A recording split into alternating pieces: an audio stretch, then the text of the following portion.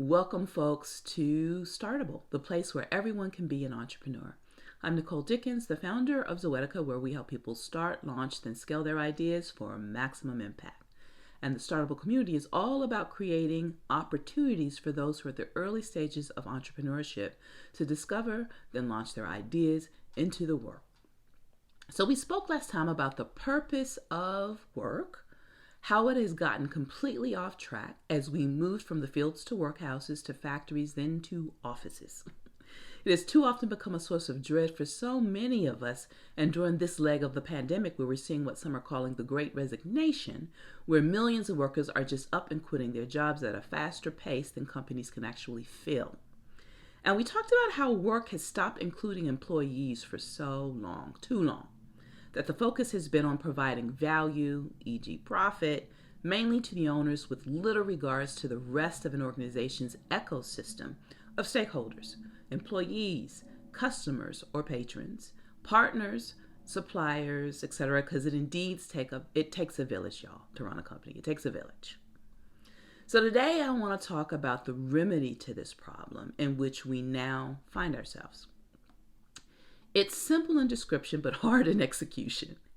Redesign work with all stakeholders in mind and not just the owners.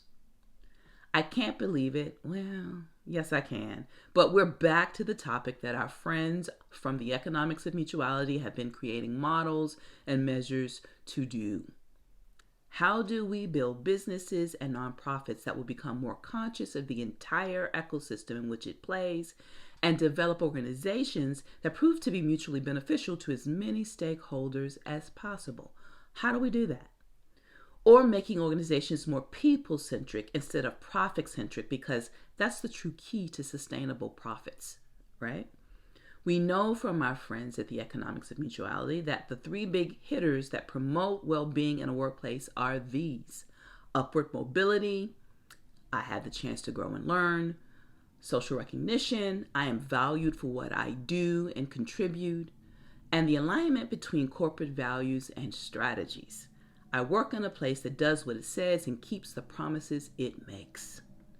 Notice how none of these are financial in nature, but actually highly relational or people-centric. In other words, being a freaking human being by creating organizations and culture for other human beings.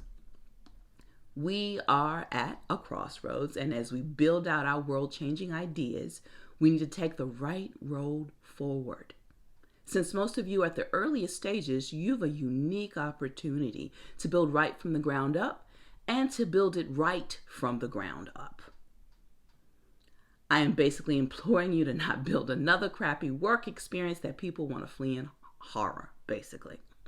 I've been in too many of such situations, and I never want to be responsible for creating one.